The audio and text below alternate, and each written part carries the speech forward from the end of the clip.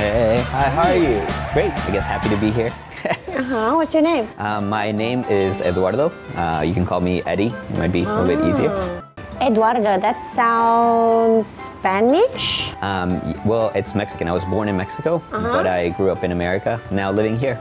Okay. So, can you introduce something about yourself? I also got my degree in journalism. Then I got an opportunity to come here, and now I'm teaching here. And I've been living in, Southeast Asia for about 7 years. First in the north, in Hanoi, and then Cambodia for a little bit, and now here. Can you speak Vietnamese? Yeah, nói tiếng Việt, chút chút. Okay. Em cũng biết nói tiếng Việt.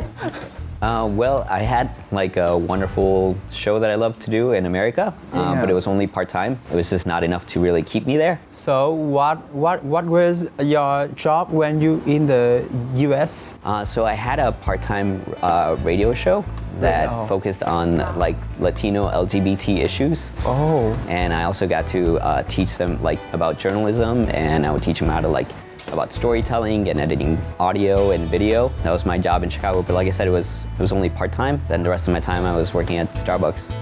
And then my friend, he got an opportunity to come here with his school, and he was like, well, why don't you come here? I can help you get started. We can do this together. Because I was also looking into teaching abroad, or I always wanted to move abroad for a bit, and I thought it was gonna be 1 year, but 7 years later, I'm still here. So what made you want to stay in Vietnam for such a long time? It's been wonderful to me. It's opened up a lot of opportunities, and I think right now in America is like, it's so much work and it's so expensive that it doesn't really allow you to really have any downtime or free time. And here I've been able to kind of have a better work-life balance. Can you share about your love story? I really did not want to be gay, to be honest. You have religion telling you that it's wrong, and society telling you that it's wrong, and it's a different time back then. You didn't have all these positive people on television and like, you be you. It was still very, not like common, for people to be out and proud. And I would say even slightly homophobic, because I was angry to see people living their truth, and I was not able to really do that yet. I tried to date girls, but it was just not happening. And then I got my first boyfriend in high school. And I was about 16. I kissed a boy and never looked back. Oh, so cute. He was a transfer student. It was like my sophomore year, and we started hanging out. He was already out, and we became friends. And then one night we were watching a movie in his house, and we started making out. And then I was like, oh, does this mean we're boyfriends? And he was like, I guess so. Like something like that? Yeah, old school. Oh, okay. Cute, right? So I'm guessing you guys broke up? Yeah. But we remain friends. Actually, he's gonna come here and visit in a few months. So, yeah. Are you single at the moment? I'm not. I've actually been with my current partner for about 7 years. Oh, wow. Where did you meet that partner? Also in Chicago, where I'm from. I broke up with that boyfriend that I first kissed to go out with my current boyfriend. He had a first kiss with this boy, and then broke up, and then dated another guy forever. Well, not forever. We broke up as well because he was going off to college, and he would send me tons of messages, and I was like, oh my God, I'm too clingy. But we remained really good friends for about 15 years. He's the one who moved here, and while we were here, the flame rekindled. Oh, so you can get back together with your ex? Yeah, probably. Okay. Was there a story going on there? No, just talking. So, before the age of 16, did you ever struggle with self-hate? Yeah, definitely, because I don't want to be gay, it's so hard. I think it took a while for me to really accept myself and live my truth. I think I was scared that my family was going to reject me, I was going to lose my friends, kind of just end up alone. What was the first step that you took to loving yourself? I remember being at a bookshop. They had all these magazines. One of the magazines, it was the cover said, I'm gay, get over it. And, I bought the magazine, and I remember taking it to the cashier and like shaking and being like, oh my God. He's gonna know, everybody's gonna know. Yeah, and it seems so small now, but it was a big step for me back then. How was your life when you were in university? In university, it was a completely different time then, because after high school, I was completely out, and I went to a Catholic high school, and so it was kind of conservative, but wear like I love boy shirts. Ooh. And, Hey! I know. Wow. And I was like, if the girls can wear it, I can wear it, you can't censor me. I was tired of living in a closet. And so... And your parents, were they cool with it? Yeah. My mom ended up being super cool about it. I was still scared to tell her. I was like, oh, I hope everything's fine. My sister's was the first person I told. From what I hear, she prepared my mom a little bit for like, hey, by the way, Eddie might come out. Kind of set the road. Be ready for it. Be ready for it, yeah. By the way, we are talking about his mom, and our show invited his mom here with us and share the story. So, welcome to the show, Mama. Hey. Oh. Hey. Hi, Mom. Oh, hi, what's your name? My name is Gloria Vera. Gloria Vera. And can you tell us a little bit about yourself? I come from Mexico. I come from America in '93, and I still working. I grown 3 kids. Well, I'm trying to check my 2 boys in America more frequently, but Edward is more far than me, so take me more time. Last time I saw him is 2 years, right? No, last year. Well, last year I went to visit, and so we try. Well, I go visit 1 year. She comes visit 1 year. May I ask how old are you? 67. Life full of adventures, I'm guessing.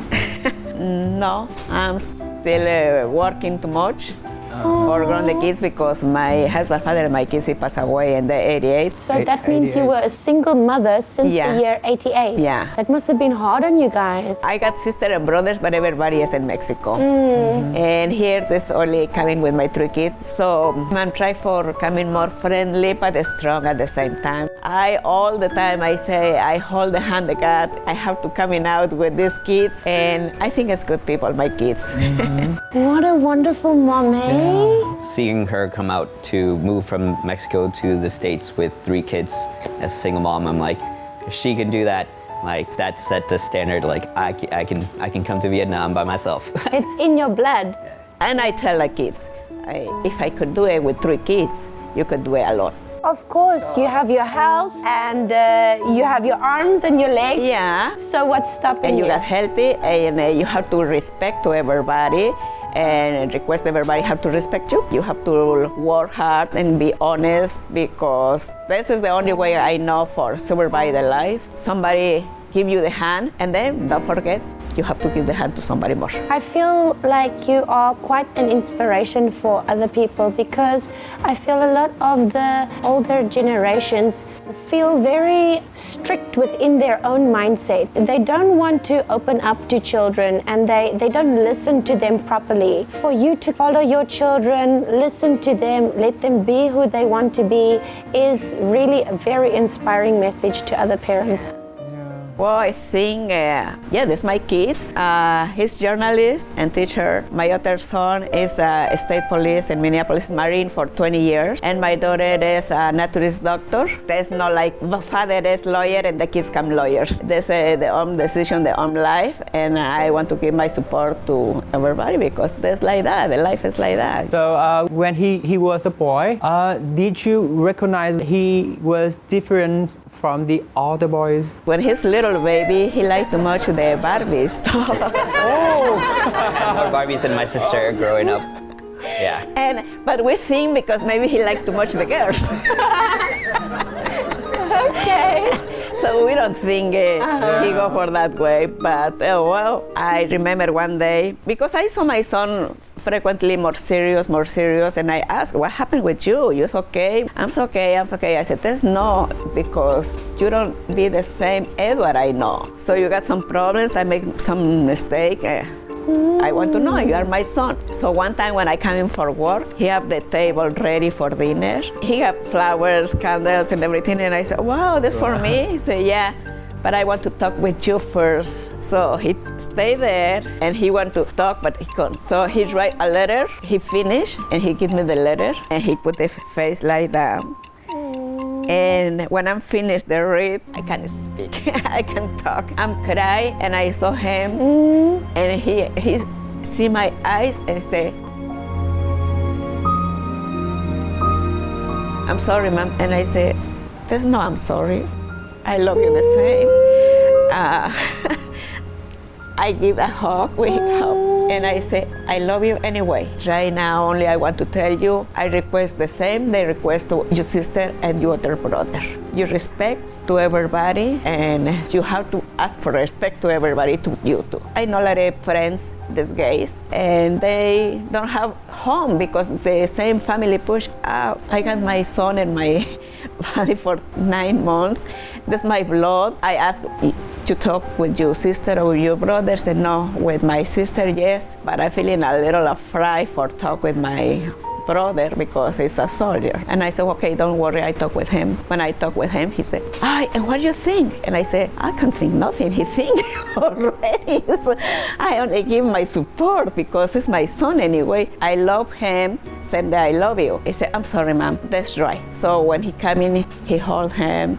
And I'm really happy when they hold and cross the heads. And so I'm feeling happy. And that's what I say. I'm feeling proud because I love my kids. That's so beautiful. You know how lucky you are. I do feel really lucky. Yeah.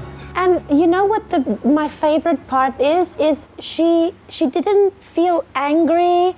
She just hugged you, told you she loves you, and told you to be safe. I think she owned a big heart, really big heart. I think usually the people need too much love. I tell you, and my work coming too many. Told me, Mom, I don't have enough money for pay the rent, or I don't have food or something. And I'm feeling sad because they work hard, but everything is expensive. This one job is not enough. Yeah, so many people at work call her mom. Yeah. And I say, I have a big house. Okay, you can stay here since you're feeling strong again and you fly.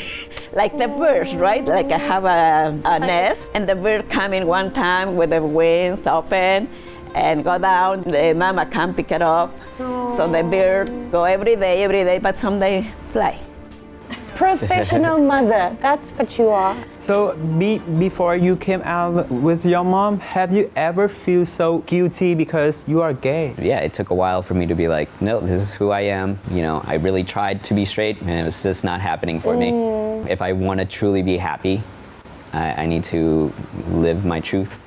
Eddie, I want to ask you that why you decide to come out with your mom that day, and how was your feeling? Well, that day I was super scared. Like I'd made dinner and I was like, all right, and I make everything right, get my mom ready.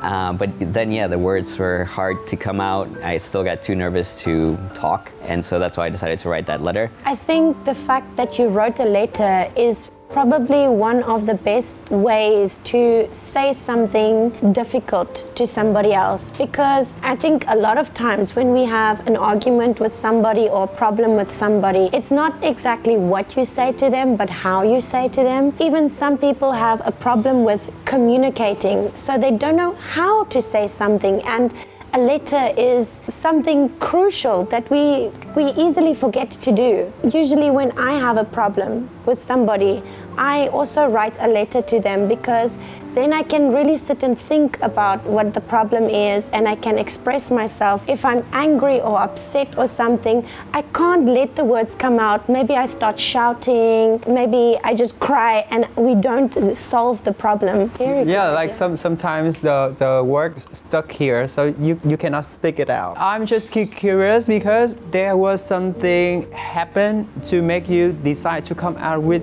your mom, or it just comes suddenly? Nothing like in particular, but it was time. You know, like she said, I started to kind of close myself off from my family. That's why I kept, like, my mom would keep on asking, oh, what's wrong? And I would be like, no, nothing. And I mean, you want to be honest with your family and be open, and I felt I was not able to do that, and so I started to shut myself in. Like I would stay in my room and not talk, not hang out. Was there anybody else in your family you were scared of telling, or is there anybody else that's against you being gay? My mom later remarried, and I had a discussion with my stepdad, and that ended up in a big fight, altercation. But I wasn't scared to come out to him. I was like, no, I'm out, and this is me. You have a problem with it, that's your problem. You said that your mom remarried. When did that happen? This happened in 97, and I said, you have to move to my home because always is my son, my kid. Wow, your mom is amazing. She divorced the man because he could not respect you. Yeah, no. I told my mom, I was like, if you want to stay, it's okay. Move out. You can come visit me. Yeah. But my mom was like, nope.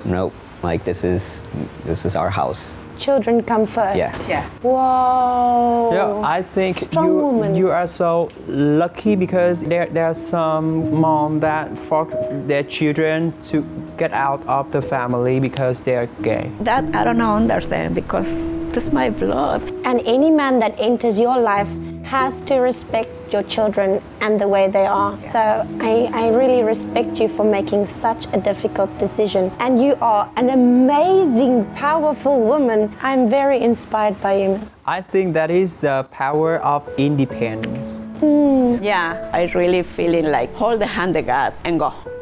Because when you come in at this world, you don't have nothing with you. When you leave, you don't got nothing with you. Yeah. So I got my kids, and let's go with my best intention. And even my husband, the father of my kids, when he passed away, he told, don't put your head like that because I don't owe any penny to nobody.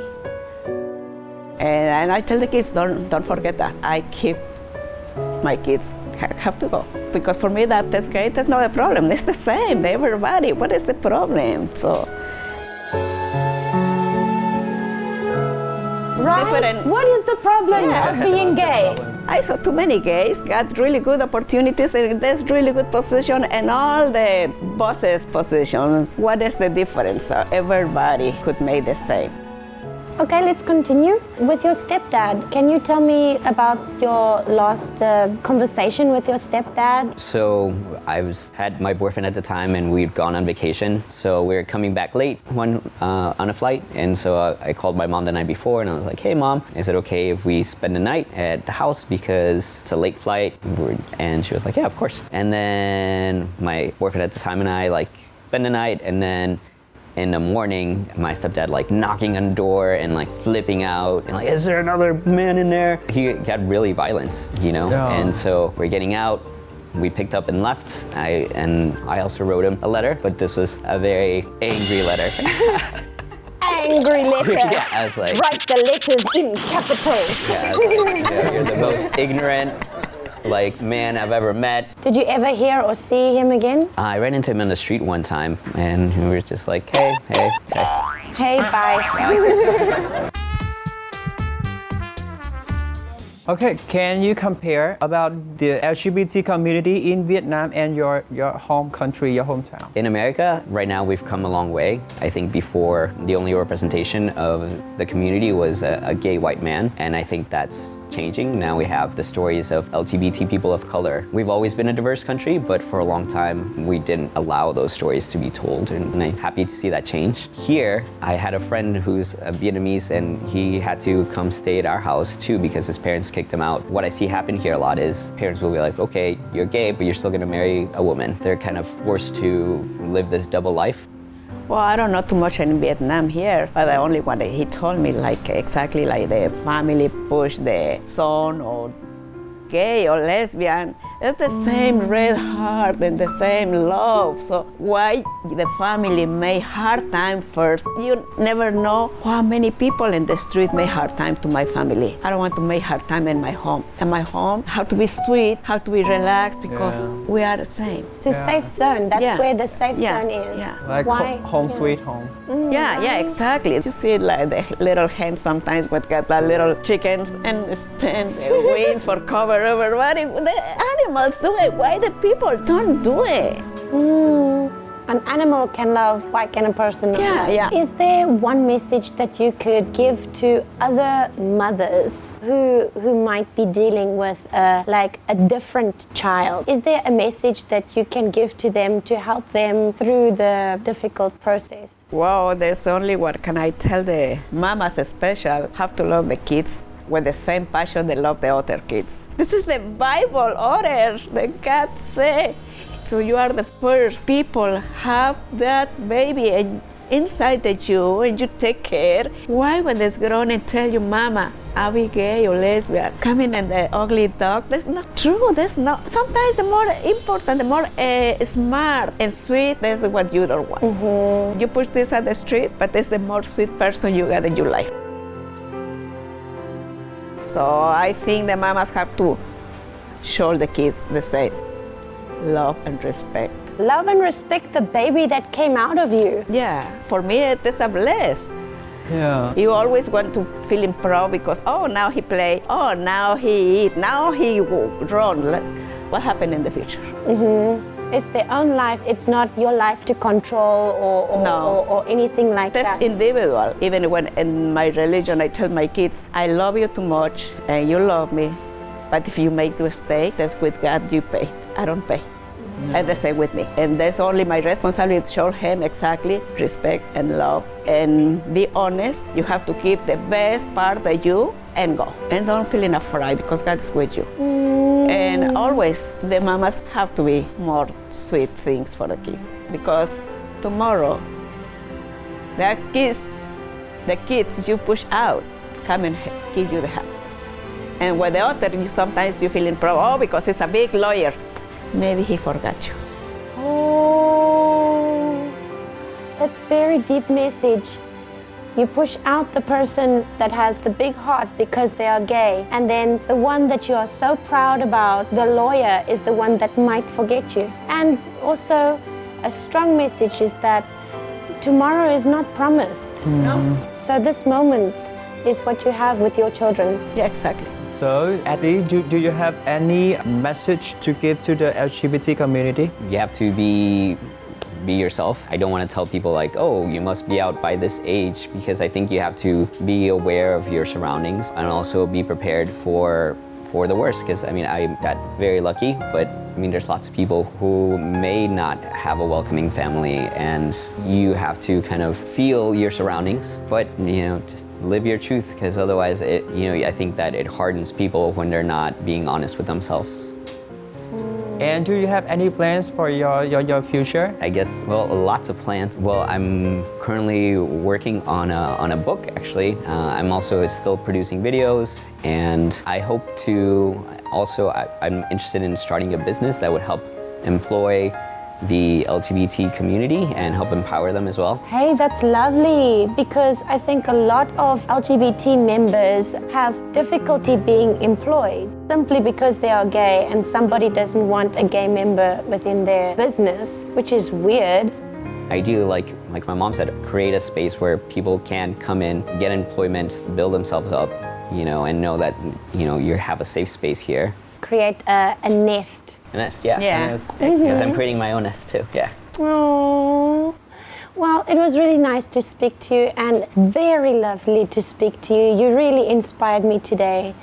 I wish all mothers could be like you. Really.